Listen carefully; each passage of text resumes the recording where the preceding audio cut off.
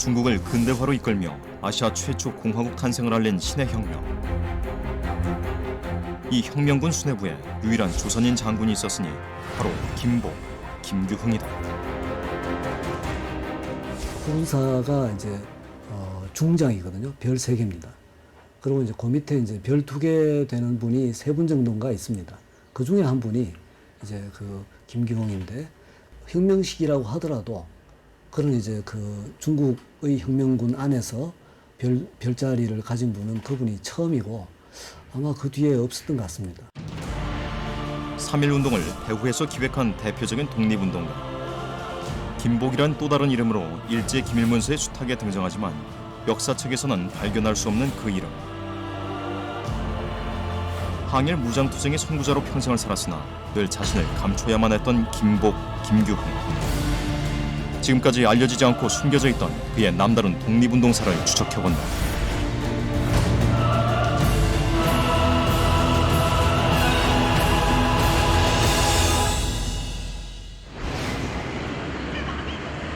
중국 남부 지역 최대 도시 광저우. 중국을 근대화로 이끈 신의 혁명의 발상지로서 혁명의 도시라고 불린다.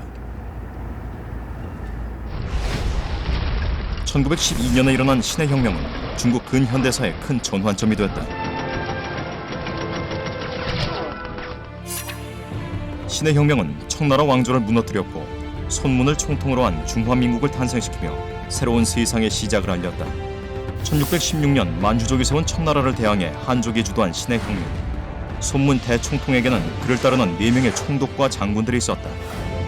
그들은 바로 상하이 총독 진기미, 광둥성 총독 진형민, 혁명군 참모총장 등중원, 그리고 추노 장군이다. 그런데 이들과 함께한 조선인 장군이 있었다.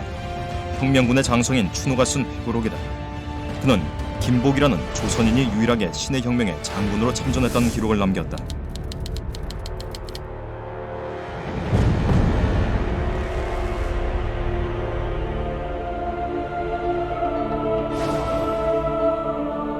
중국의 이성 장군으로서 신의 혁명을 함께 주도한 김복. 사진 속의 김복은 혁명파의 제복이자 손문이 즐겨 입던 중산복을 입고 있다.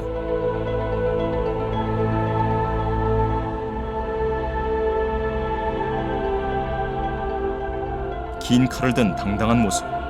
관모에는 민주혁명을 상징하는 백일 청천기를 달았다. 신의 혁명의 성공은 그에게 귀한 자산을 남겼다. 혁명 영웅이 된 손문을 비롯한 광둥성의 진형명 총독, 참모총장 등중원 장군 등이 김규흥의 든든한 후원자가 된 것이다. 김규흥은 그들을 통해 조선 독립의 기초를 마련하고자 했다. 이것이 그가 조선인임에도 불구하고 중국의 근대화를 이끈 신의 혁명에 목숨을 걸고 참여한 이유였다. 그의 이런 놀라운 행적들은 그동안 우리 독립운동사에 알려지지 않고 있었는데, 최근 연세대학교 신주백 교수를 통해 김규흥의 중국에서의 행보를 입증할 만한 귀한 자료가 공개됐다.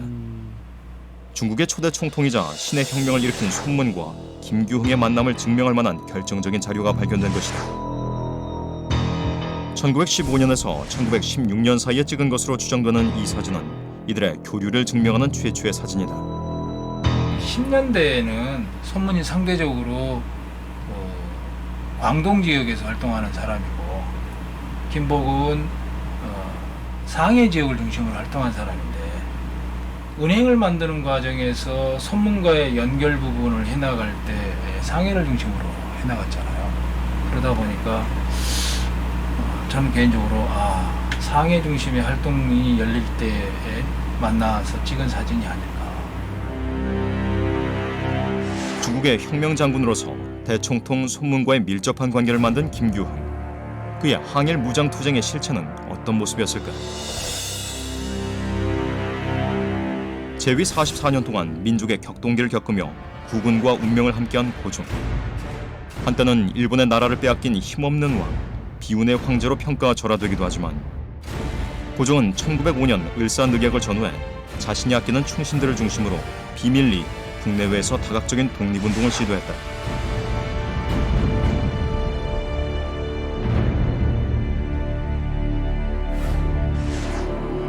그 움직임의 하나로 고종은 상해에 위치한 아청은행에 거액의 자금을 예치해놓고 김규흥을 불러 특별하고도 은밀한 임무를 지시했다.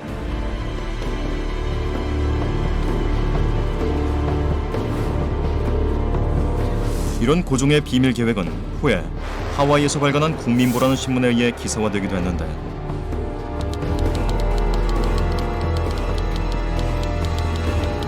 고종은 당시 상해에 예탁돼 있던 자신의 비밀 자금인 내탕금을 김규흥에게 주고 그 돈으로 상해 무관학교를 세워 대한 독립을 위한 최적의 독립군 양성 교육을 지시했다. 그러니까 아간 파천 기간이라든지 그 전부터 이루어졌었던 금광 개발을 통해 아주 고종에게 엄청나게 많은 금이 들어왔다는 거죠. 그래서 물론 이제 그거는 고종의 개인 돈에 해당하는 내탕금이기 때문에 국권은 어려웠지만 고종이 개인적인 재정 상태는 상당히 좋았었다. 뭐 이렇게 평가를 할 수 있고 경우에 따라서는 고종도 개인 사비, 내탕금을 들여서라도 군대를 양성할 생각은 있었다는 거죠. 그동안 고종의 해외 내탕금의 존재 여부는 베일에 감춰져 있었는데 최근 당시 프랑스 공사였던 김만수가 아청은행에 있었던 고종의 내탕금을 관리했다는 자료가 발견되면서 그 실체가 확인됐다. 당시 원산의 그 영사였던 비르코프의 조사 보고서에 의하면 고종의 비자금 30만에는 러청은행에 보관돼 있고 사실 그 중에 6만에는 고종의 이름으로 그대로 러청은행에 예금되어 있다라는 것이 비르코프의 조사에 의해서 밝혀진 일입니다.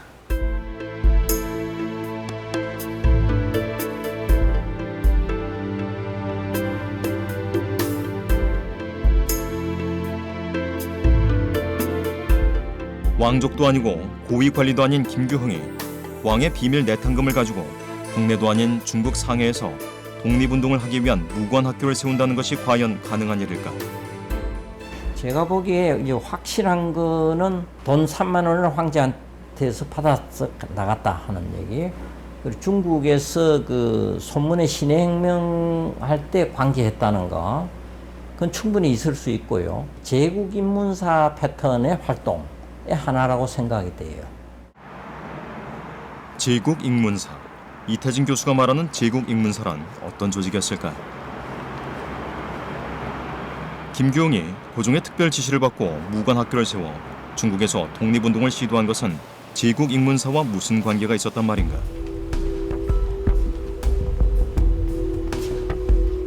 현재 한국학중앙연구원 장서각에 소장돼 있는 제국 ing문사 비보 장정에 따르면 당시 제국 ing문사는 언론통신사를 가장한 대한제국의 고종 황제 직속 비밀 첩보기관이었다.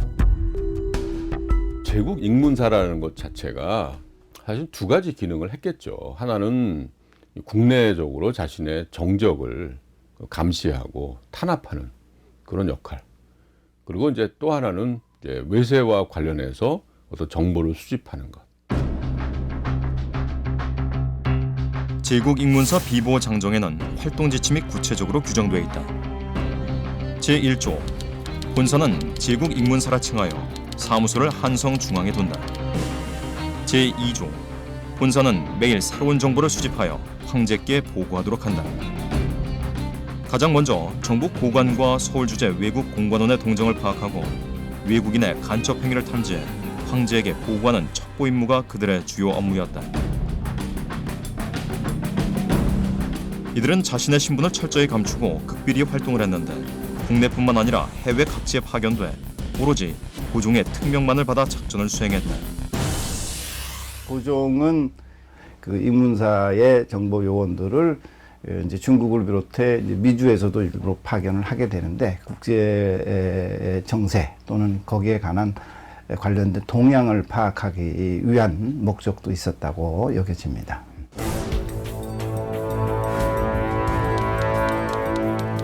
제국 ing문사 내에 해외 유언을 두었다는 것에 비춰볼 때 김규흥 역시 중국에서 활동한 고종의 비밀 유언 중에 한 명이었을 것이라는 추측이 가능하다. 국내 최초로 제국 ing문사의 존재를 밝혀낸 이태진 교수의 의견은 어떨까? 1910년, 11년 연대에는 제국 ing문사 요원들이 상해에도 있었습니다. 그러니까 활동 중이었어요.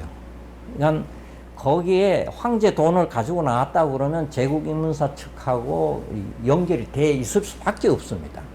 자기가 마음대로 쓸 수 있는 돈은 아닙니다. 1908년 3월 미국 샌프란시스코에서 저격 사건이 일어났다. 그날 세 발의 총성에 쓰러진 이는 일본의 외교 고문이자 대표적인 친일 인사였던 스티븐슨. 이 저격 사건을 주도한 인물은 조선의 청년 전명훈 장인환이었다. 미국에서 일어난 스티븐슨 저격 사건과 중국에서 활동한 김규흥 간에는 어떤 연결고리가 있는 것일까? 그 사실은 그 스티븐슨 총살 사건에 실제 거사를 한 사람은 장인환, 전명훈 두 사람이잖아요. 근데 마쿠에서 그걸 조정한 사람이 있어요. 기획한 사람이 따로 있다고. 이 역할을 누가 했냐 하면은 제국 인문사 요원들이 했다. 그게 증거를 들라 그러면 정제관을 들 수 있는 것 같아요. 정제관. 그는 고종 황제의 비밀 첩보기관인 제국 인문사의 미주 지역 총책 요원이었다. 정제관은 1902년에 미국으로 건너가서 이 스티븐스가 일본의 입장을 옹호하기 위해서 샌프란시스코에 도착했을 때 다른 세 분의 동지와 함께 페어몬트 호텔로 찾아가서 현장에서 스티븐스를 가격합니다. 그게 이제 스티븐스 저격 사건이 일어나기 직전의 일입니다. 그 뒤 이제 정제관은 블라디보스토크로 가서 거기 와 있었던 안중근 의사도 만나서 그 뒤 정제관은 고종의 특명을 받고 또 다른 작전을 위해 블라디보스토크로 가서 비밀리 안중근 의사를 만난다. 그리고 정확히 1년 뒤 하얼빈역에서 스티븐슨 사건과 동일한 저격 사건이 일어났다.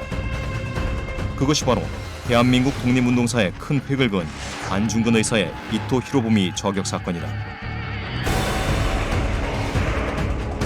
안중근 의사의 이토 히로부미 저격 사건 역시 고종 황제와 제국 인문사 미주 총책 요원이었던 정제관 등이 그 배후에 있었던 것이다.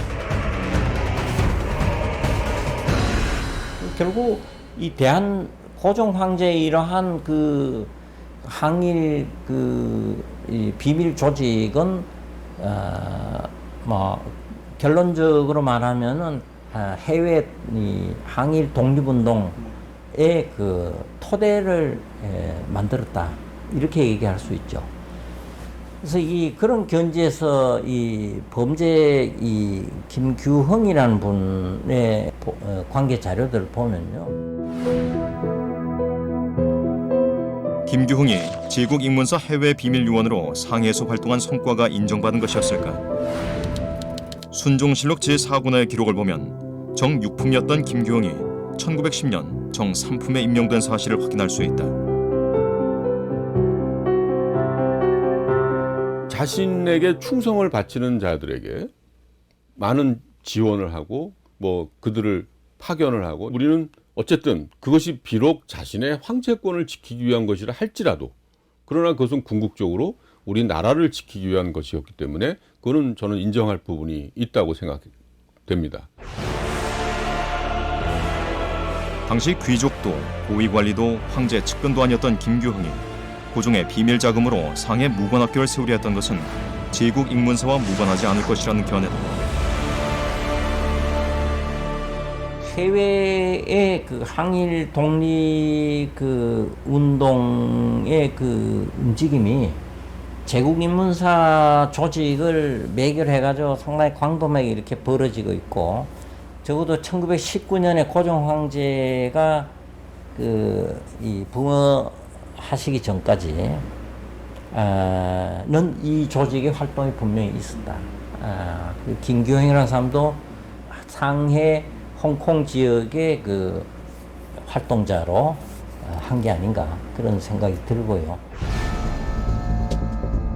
김규흥의 항일 무장투쟁 행보는 상해 무관학교 설립에만 그치지 않았다. 김규흥은 조국의 독립운동을 좀 더 다각적인 방법으로 실행하기 위해 보다 큰 그림을 그리며 그 기획을 차근차근 준비하고 있었는데 이러한 움직임은 일본 정보기관에서도 포착하고 있었다. 일본 도쿄에 위치한 외무성 외교사료관. 이곳에서 우리는 김규흥의 상해 활동 이후 항일 무장투쟁의 행보를 뒷받침할 만한 중요한 문서 하나를 입수할 수 있었다.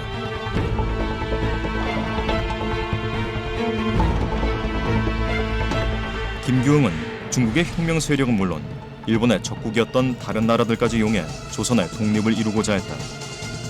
당시 일본과 적국이었던 독일과 협력해 일본을 압박하는 계획을 세우고 구체적으로 실행에 옮기려 했던 것이다. 이 자료는 1926년 12월 18일자 일본 외무성 경찰 자료인데, 이 시점, 다시 말하자면 1916년의 시점에서 북경 지역의 조선인들이 독일인들과 뭔가를 해보려고 했다라는 것을 알려주는 정보 자료입니다. 나머지는 다 필요 없고 독일인과 뭔가 했다라는 게 중요한 거죠. 왜 그러냐면 1914년 8월에 일본은 독일에게 선전포고를 했기 때문에, 그리고 사실 14년 가을에 오늘날 우리가 알고 있는 칭다오, 청도, 산둥반도 지역에서 독일군하고 일본군이 전투를 해요. 적국이었죠. 당시 독일은 조선을 국빈 방문한 최초의 국가였고 독일 황실은 고종 황제와 각별한 친분이 있었다. 고종이 독일 정부한테 맨 처음에 전보를 2번 보내고요. 그 다음에 이제 1906년에는 황제한테 직접 편지를 쓰게 되는데, 그렇게 편지를 쓰게 된 이유는 도움을 요청하는 거였고, 약자의 보호자로서, 그러니까 독일을 갖다가 고종은 약자의 보호자로 파악합니다. 1차 세계대전 당시 독일은 일본과 산동반도에서 영토 문제로 전투를 하고 있었다. 이에 김규흥은 폭탄을 제조해 시베리아 철도를 폭파함으로써 일본과 러시아의 동맹을 방해하는 동시에 독일군 포로를 구출하려는 계획을 세운 것이다.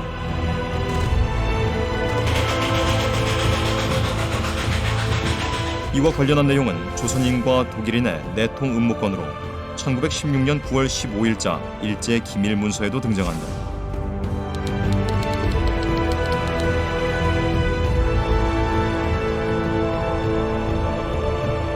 독립운동가들의 입장에서 적국인, 일본의 적국인 독일과 뭔가를 해보려고 하는, 그래서 그 이제 반일의 힘을 키우려고 하는 방에 노력의 흔적이다라고 우리가 이해할 수 있고, 이 시점에서 김복은 그런 활동을 했다라는 걸 알려주는 자료이고요. 북간도 지역 중에서도 조선 독립운동의 구심점이었던 용정. 이곳 용정이 항일 무장투쟁의 발상지였다는 것은 일반인들에겐 생소한 이야기다. 항일 무장투쟁의 시발점이 된 사건이자 3.1 만세운동 1주년을 기념해 열렸던 3.13 반일운동이 바로 이 용정을 무대로 이루어졌다.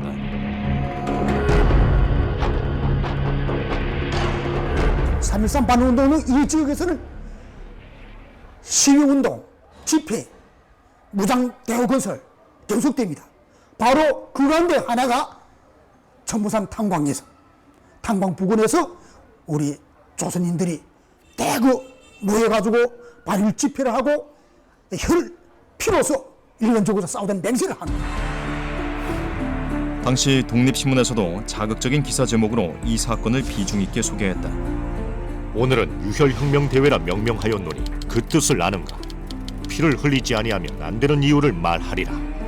특히 주목할 만한 것은 이렇게 3만 명이 참여한 천보산 유혈대회를 기획하고 이끈 임시 대회장이 바로 김복, 즉 김규흥이라는 사실이다.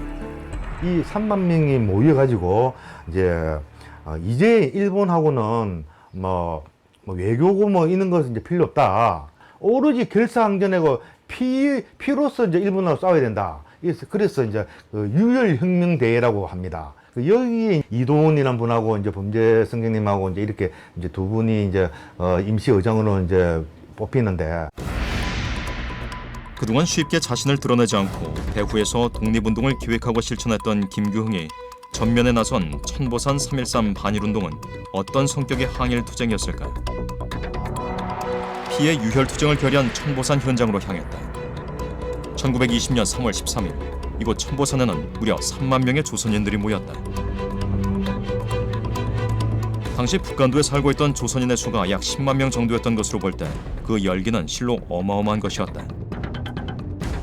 지금 보이는 저 삼봉우리가 천보산 광산에 상징하는 한 개 삼봉우리입니다. 바로 이곳은 1920년 당시 우리 조선인 3만여 명이 조선 3.1 운동 1주년과 용정 3.13 반일운동 1주년을 기념하면서 일제의 침략 조약을 성토하고 일제와 피 흘려 싸우다는 맹세를 다졌던 것입니다.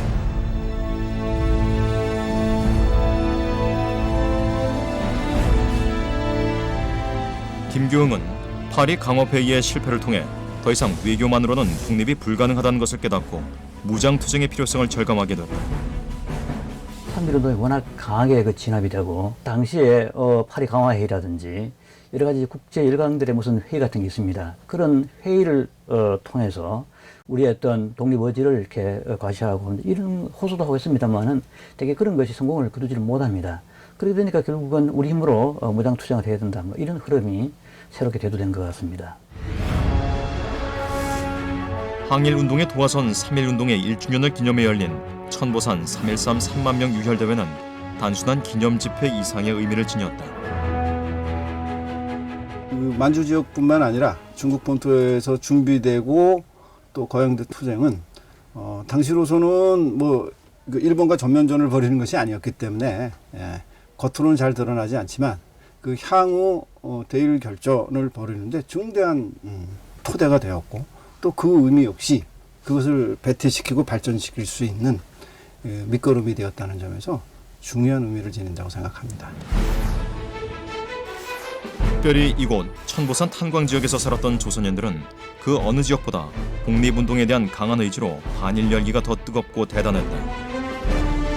당시 이곳으로 이주해온 조선인 그 후손들은 아직 정든 고국으로 돌아가지 못하고 있다. 아이고, 안녕하십니까? 예. 저는 영도에서 왔습니다. 이광표입니다. 예. 안녕하십니까? 예. 그때 오니까 여기 조선 사람들 많이 했습니까? 몽땅 조선족이. 이건 몽땅 조선족 마을이죠. 원래 북조선에 있다가. 예. 그때 일본 사람들이 그 마지막으로 그 간에 발악할 때지 뭐. 그래. 그래 도망지라 들어오고 하다니까 여기지고. 이 사고란에 오게. 진배 피해서 도망치 왔겠고. 예. 그래 오다나 여기 천보산에서 3만 명의 항일 무장투쟁을 향한 외침과 결의는 북한도 조선인들뿐만 아니라 김규흥 개인의 항일 무장투쟁 노선에도 큰 전환점이 됐던 것으로 보인다. 그러니까 천보산에서의 결의가 핵심적인 것은 피를 흘릴 수밖에 없다. 독립을 위해서는 누군가의 희생이 필요하다라는 부분인데 이게 열렸던 시점이 1920년이란 말이죠. 그 시점에 상해나 북경 중심의 민족운동의 상황은 외교전이냐 무장투쟁이냐 라는 부분에 대해서 입장 차이가 있었던 거고, 김규흥은 이때 나라를 되찾는 길은 외교전이 아닌 오직 무장투쟁을 통해서만 가능하다는 확신을 갖게 된다. 이 천보산 유혈혁명대회가 끝나고 난 그 이후부터 이 어혈투쟁이 엄청 소리 많이 납니다. 최수공 밀양경찰서의 폭탄 투척, 박재현 부산경찰서장을 폭사, 김익상 조선총독부의 폭탄 투척, 김상옥 종로경찰서의 폭탄 투척, 나석주 조선축산은행 폭탄 투척. 유혈투쟁, 무장투쟁을 주장했던 천보산의 외침은 이후 국내 반일 감정에도 큰 영향을 미쳤다.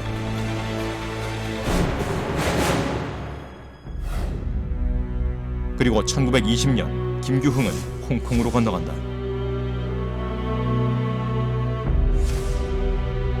일제의 기밀문서에 따르면 그곳에서 김규흥은 본격적인 항일 무장투쟁을 위한 폭탄 제조 자금 마련에 착수한다.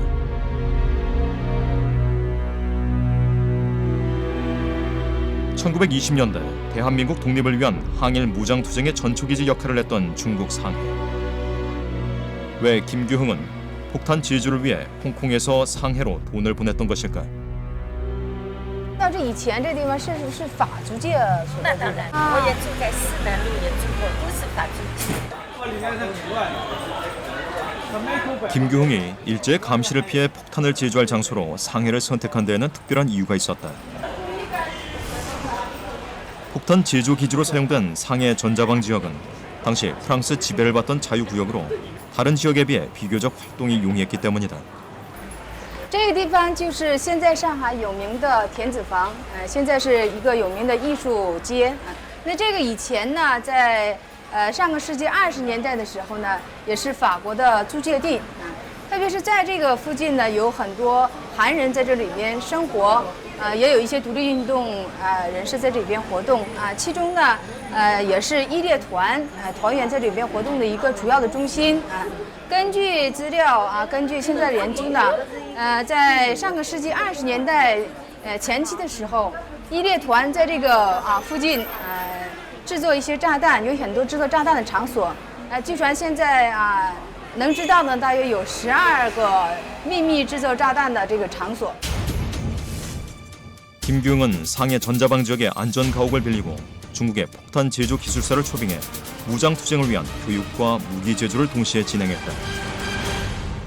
上海是它有一个特殊的环境因为你在东北的话呢，它这个奉系的中国的奉系军阀跟日本在日本的抗议下，他们勾结起来，对吧？就是要镇压这个地方的独立运动。 所以他在东北待不下去。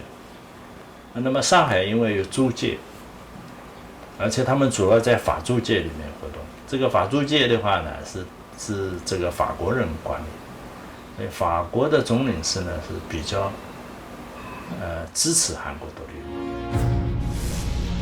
이런 적극적인 무장 투쟁 활동 배후에 김규흥이 있었다는 정황은 곳곳에서 드러난다.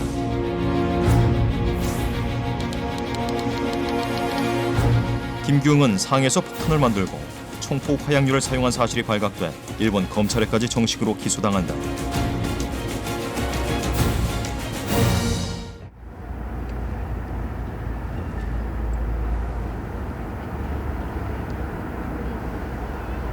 이렇게 폭탄 제조로 일본 검찰에 기소까지 된 김규응은 이제 독립운동을 국제적인 연대 방향으로 만들기 시작한다.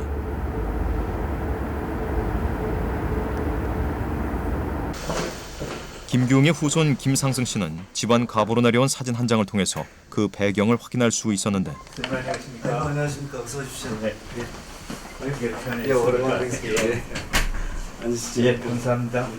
제가 오늘 여기 찾아뵌 것은 저희 증조 할아버지 사진이 있는데 그 사진이 매우 중요한 것 같아서 사진은 이 사진인데요. 이제 보십시다. 예. 보시고. 예. 알겠습니다.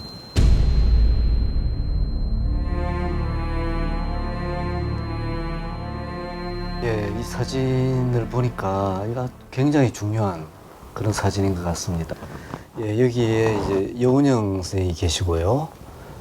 그 오른쪽에 김규응 선생님이 계십니다.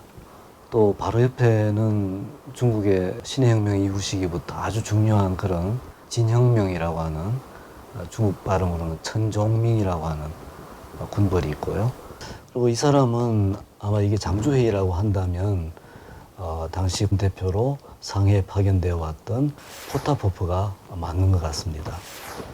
그런 구성으로 봤을 때 중국 복건성, 후지엔성, 장주라고 하는 중국말로는 짱조우라고 하는 곳에서 열린 그야말로 당대의 가장 중요한 한국, 중국, 러시아의 그런 대표들이 모인 회의라고 할 수 있습니다. 시베리아에 말하자면 러시아가 땅을 양여해서 거기서 한국 독립군을 6개 사단을 양성한다. 그 양성을 위해서 군관학교를 시베리아에다 만든다. 라고 하는 내용이 들어 있습니다. 그러니까 이것이 이제 말하자면 그 김규응이 말하던 그런 둔전병 양성하고 맞아떨어진 것이고, 그 틀을 제공하고 무기는 러시아에서 제공을 하되 자금은 진혁명이 제공하겠다. 이렇게 나옵니다. 그런 것을 이끌어낸 것은 김규응이라고 보입니다. 김규응과 이제 오랜 그런 그 친분이 아마 그런 그 얘기를 하게 한 것 같은데요. 한국, 중국, 러시아 3개국을 대표하는 이들의 역사적인 만남을 극적으로 성사시킨 것은 바로 신해혁명의 혁명군 장군으로 참가했던 김규흥의 업적인 것이다. 김규흥, 여운형과 함께 러시아 대표 포타포프 장군, 중국 대표 진혁명 총독과 회담하여 시베리아 땅에 한국군 6개 사단을 창설하고 군관 학교를 세우기로 결정했다.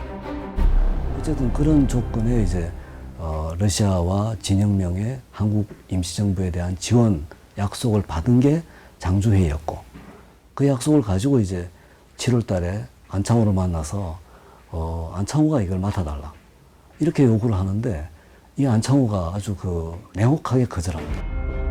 김규흥에게 대한민국 임시정부 총리까지 제의했었던 안창호.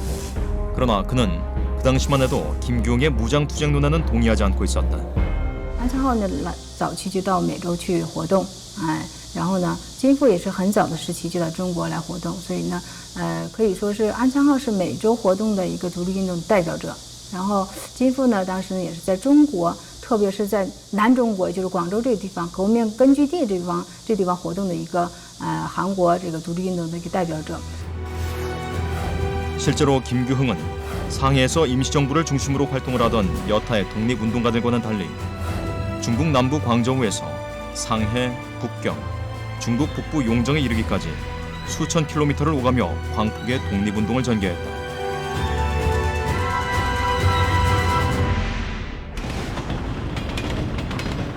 (1923년 11월 1일자) 일제 극비 문서에는 1920년대 북경 천진 지역 거주 조선인들에 대한 동향이 매우 은밀하고도 구체적으로 기록되어 있다. 그리고 그 보고서에서 주목된 인물은 바로 김복, 김규흥이었다. 박용만과 함께 당시 북경 지역에서 조선 독립운동을 주도했던 군사통일회의 간사로 활동하고 있다는 내용이다. 일본은 북경 지역에서 군사통일회가 주도한 무장투쟁의 배후에 김규흥이 있다는 사실을 이미 알고 있었다. 외무성 경찰의 정보보고 자료인데 제목 자체가 북경에 거주하는 조선인들에 관한 건이에요. 여기에 보면 북경의 본적을 이제 현재 주소지가 있는 조선인들의 명단이 쭉 이렇게 있습니다. 이렇게 보다 보면 박용만도 여기 있죠. 근데 여기에 보면 김복이 있어요. 무직이고 김복이 있다. 김규흥이라고도 칭한다라고 돼. 왜 23년에 김복은 북경에 거주했을까? 원래 상해에 거주한 사람인데 이거는 23년 시점에 22년 시점에 중국 지역의 독립운동의 상황을 이해를 해야 된다. 핵심은 상해 지역은 임정 지지파들이 많았고 북경 지역은 임정에 대해서 비판적이었던 사람들이 많았는데 그 사람들이 있는 곳에 김복도 있었다라는 것은 23년 시점에서 김복의 정치적 선택이 임정에 긍정적인 것만은 아니었다라는 것을 시사하는 것이고 같이 움직였던 사람들도 사실 좀 그랬던 것 같아요. 보니까 박용만하고도 그랬고 신채호하고도 그랬고. 외교론을 주장했던 상해 임시정부와는 독립운동의 노선이 달랐던 김규흥과 박용만. 이들은 북경을 근거지로 본격적인 무장투쟁을 위한 기반을 다지기로 하고 의기투합한다.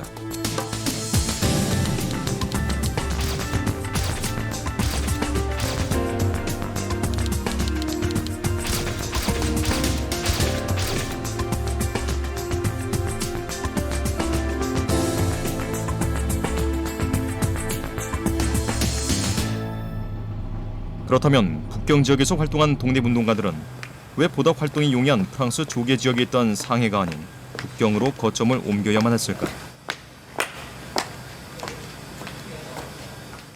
临时政府成立以后，亲临时政府的基本上都集中在上海，是吧？对，觉得这个改造创造的，尤其是创造派的很多人，后来就到了北京，有的回到东北。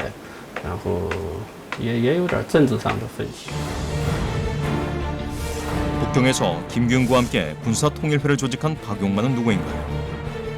임시정부 초대 외무총장이자 미국에서 소년병학교, 대조선 국민군단 등을 창설한 대표적인 항일 무장투쟁가다.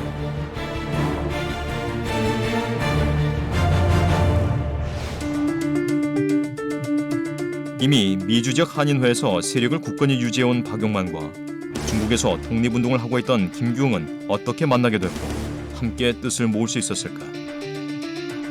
김규흥의 사촌이며 미국 하와이에서 대표적으로 독립운동을 한 김현구 독립운동가 후손을 찾아가 봤다.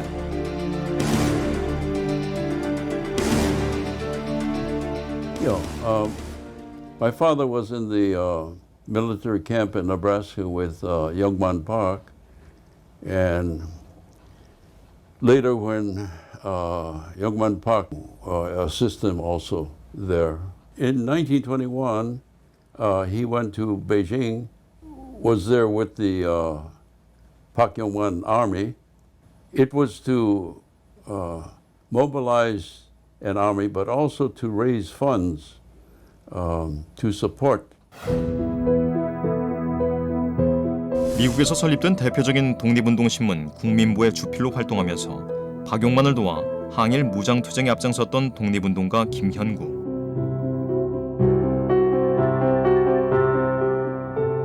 국민보라든가 이제 미국에서 여러 가지 신문 같은데 이제 를 쓰고 그것뿐만 아니라 이제 국민회 회장도 했고 독립운동을 제대로 이제 한 사람이죠.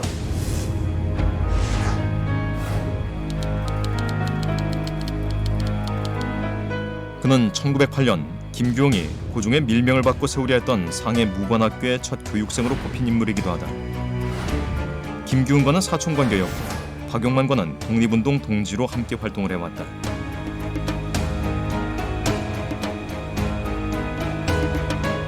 김복과 박용만의 공통점은 공화주의자라는 겁니다. 더구나 김복이 갖고 있는 인맥과 중국 지역 내 인맥과 박용만이 갖고 있는 준전병제를 기초로 한 무장투쟁론이 결합을 한 것이다. 그것은 김복이 갖고 있었던 애초에 중국에 건너왔을 때 김복이 갖고 있었던 장기 프로그램 속에서의 무장투쟁의 준비와 일치하는 거였기 때문에 두 사람이 만남은 그것의 구체적인 힘을 가질 수 있는 계기였다. 김규응과 박용만이 함께 북경에 창설을 했다는 군사통일회는 어떤 조직이었을까? 북경에 위치한 창관문, 지금은 동물원으로 운영되고 있는 이곳에서 1920년대 김규응과 박용만은 군사통일회라는 조직으로 의기투합했다. 당시 군사통일회를 조직하고 모임을 가졌던 건물은 여전히 이곳에 남아있다. 这里边当时上个世纪的20年代的时候，这里边是一个公园，当时呢，军事统一会议就在这个地方准备的。当时北京军事统一会议开会的时候，讨论的主要议题呢是各地的军事团体进行统一的问题。但是在会议期间呢，逐渐会议的倾向呢，倾向于反对上海临时政府的这个政府，要建新的政府。而且呢，也讨论了屯田制度，就是养成新的这种武装斗争的这个军队的这个问题。 박용만은 무장투쟁을 위한 완벽한 파트너였다. 미국 네브라스카 주립대학에서 ROTC 군사교육을 받고 장교가 된 후 이미 1910년 미국 하와이에서부터 무장투쟁론을 전면에 내세운 대표적인 무장투쟁론자였기 때문이다.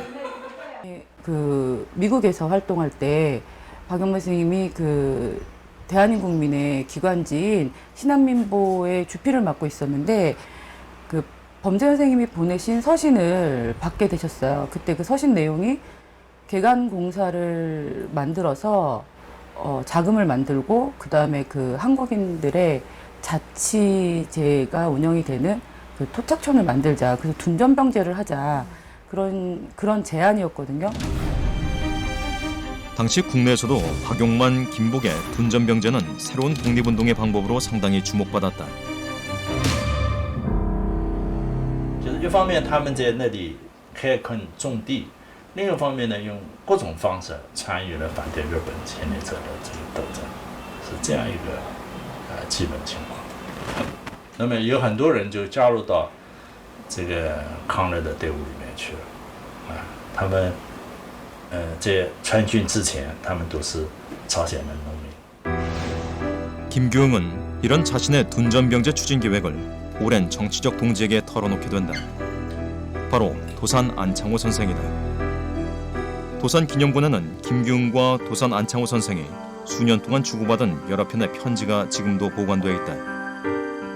1911년 대한인 국민회에 보낸 편지를 통해 김규응은 안창호에게 둔전병제에 대한 계획을 구체적으로 설명한다. 이 편지에는 러시아에게서 땅을 빌려 낮에는 농사를 짓고 밤에는 군사훈련을 하면서 무장투쟁을 하겠다는 김규응의 구체적인 둔전병제의 계획이 담겨 있다. 다시 개간 회사를 설립하여 자금을 모집하고 또 한인들을 만주하고 이게 몽고 각지로 파견하여 황무지를 개간하게 하고 그 다음에 둔병 제도를 실시한다. 这个时期，他呢独立运动的这个路线呢，已经确定为武装斗争的这种屯田制度。这个上。 더불어 김규응은 항일 무장투쟁을 본격적으로 실행하기 위해 한인 최초로 중국에서 흥화 실업은행을 설립하고 둔전병제를 위한 자금을 마련해 독립운동을 적극적으로 전개했다. 그래서 우리가 즉각적인 독립이 어려울 때 그렇게 강력한 일본과 싸우기 위해서는 어떻게 해야 되는가를 김복은 고민할 수밖에 없었을 거라고 생각을 해요. 그렇다면 둔전병제를 통해서 장기적인 준비, 대비를 할 필요가 있다라고 생각을 했을 거라고 봅니다. 1924년경에 당시 내몽골이 굉장히 그 땅이 광활했기 때문에 그 지역에 둔전을 설치를 하고 그곳에서 독립운동 기지를 건설을 하고 독립군을 양성하겠다라고 하는 계획을 다시 한번 시도를 하는데 김규응은 둔전병제 시험기지로 당시 아직 일본의 손이 미치지 않은 내몽고 지역 포두진을 선택했다. 내몽고 포두진 자치구 지방에서 성장한 염호 선생은 당시 김규응이 둔전병제를 실시했던 배달 농장에 아직도 조선인 후손이 남아 힘들게 생활하고 있다는 사실을 전해주었다. 한 1야드 7, 8km 된다. 네, 7, 8km요? 예. 그래 우리는 독립운동가의 후손을 통해 김규응의 둔전병제 그 실체를 확인해 보기로 했다. 우리 민족들이 항일운동 하느라고 항일투쟁 하느라고 여기 와서 농장을 지은 것이 처음 같습니다. 그게가 1924년이니까 그때 여기가 그리 아직도 개척 못한 곳이었죠. 넓은 내몽고 황무지에서 독립운동을 위해 세워졌던 한인 농장을 찾는 일은 쉽지 않았다. 这里是啊7、8里路的，离这远了，还有7、8里路呢。 한참을 찾아 나선 끝에 우린 1920년대 이곳에서 둔전병제를 시험하며 독립운동을 했다는 조선인 조병준의 후손을 만날 수 있었다. 그는 과연 우리에게 어떤 이야기를 들려줄까? 欢迎欢迎，见到你们挺高兴啊！好好好，可以啊，过得都挺好啊，好啊。 독립운동가 조병준의 손자인 조립신. 그는 1920년대 독립을 위해 이곳 내몽고까지 왔던 할아버지의 이야기를 또렷이 기억하고 있었다. 조국을 떠나 황무지를 가꾸며 오직 독립만을 위해 살았던 독립운동가의 삶은 결코 녹록지 않았다. 这是我爸照片。哦，好，保管的挺好的。这是他爸爸的照片。 그의 할아버지는 독립운동을 위해 이곳으로 왔지만 끝내 조국으로 돌아가지 못했고 그의 아버지 역시 이곳에 남아 평생 고향을 그리워하며 농사를 지었다고 한다. 평탄하지 않았던 가족사를 꺼내놓는 그의 목소리는 지나온 척박한 삶만큼이나 무덤덤했다. 完了，也就是说，他不给讲这些事儿，他什么事儿不给讲，就是参加过什么运动，就是那种的。他跟的人确实就那，小跟的就那确实上，他们小跟的那人去来了是过程上不是抗美吵完了，他们又回去了，我也就没回去。 조립신 씨는 할아버지 때부터 일궈왔던 밭을 보여주고 싶다고 말했다. 김규응이 조국의 독립을 이루기 위해 항일 무장투쟁의 근거지로 개간하려 했던 그 땅은 지금 어떤 모습을 하고 있을까? 독립운동가의 후손 조립신 씨의 안내로 찾은 곳에는 한없이 메마르고 거친 땅만이 광활하게 펼쳐져 있었다. 1924년 둔전병제를 위해 만들어진 일명 배달 농장. 당시 누구도 가고 싶지 않았던 그 척박한 땅. 우리는 역사 뒤편에 사라진 이 땅에서 과거 독립운동가들이 처절하게 겪어야 했던 그들의 외로움과 고난을 엿볼 수 있었다. 이곳으로 이주한 조선인들은 낮에는 황무지를 일구어 농사를 짓고 밤에는 군사훈련을 하며 오로지 조국의 독립을 위해 젊음과 생명을 바쳤다.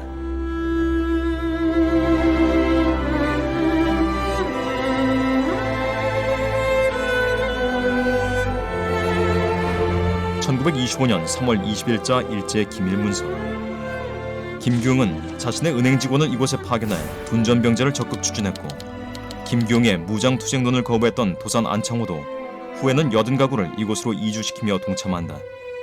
后来安昌号呢，初期的时候是想保住临时政府这个机构，以临时政府为中心进行活动，开始也对临时政府的这种路线发生质疑，开始逐渐呢，转化为这种开拓根据地，派一些他的部下，或者其实呢，从大的脉络上来讲，也就是金复他一开始推行的这种屯田兵的这种制度，而且他也派人到内蒙古这个地方去考察所以我们可以看得出来，后来安昌号的这种路线的转变呢，跟金复他的这个思想还有他的活动呢，是有一定的关系，可以说是受到了金复的这种主张、这种意见的影响。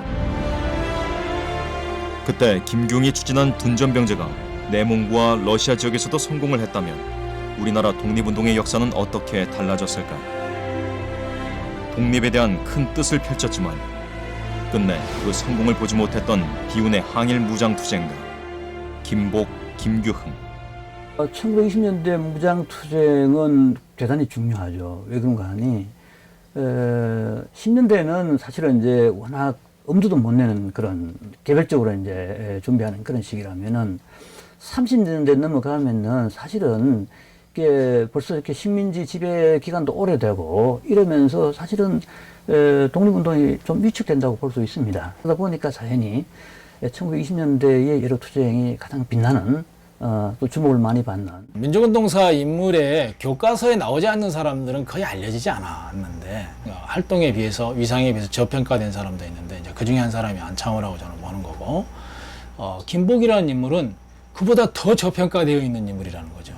김복은 드러나지 않게 운동을 뒤에서 지원한 사람이다. 그러면서 사실상 리더 역할을 했던 사람 아니냐라는 거고 단순한 조종자로서의 지원이 아니라 기획자로서의 지원자였다. 그가 실제로 했던 역할을 본다면 정말 우리에게서 굉장히 중요한 역할을 했던 분인데 우리 독립운동사에서 우리가 지금까지도 제대로 알고 있지 못한 분들이 정말 많다는 것을 이런 것들을 통해서 알 수가 있는 것이죠. 이제 우리는 그런 분들을 찾아내고 또 그런 분들의 어떤 자리를 정확하게 찾아드리고 그런 역할을 하는 것이 굉장히 중요한 역사학의 임무가 아닐까 그런 반성을 해봅니다. 고종의 비밀 첩보 요원으로 중국 신해 혁명의 핵심 장군으로 항일 무장투쟁의 선구자로 역사의 중심에 살았던 대한의 독립운동가. 이제는 비록 잊혀진 이름이 됐지만 김규웅이 펼친 항일 무장투쟁의 역사적인 의미는 이제 현재를 사는 우리 세대가 보다 견고히 이어나가야 할 것이다.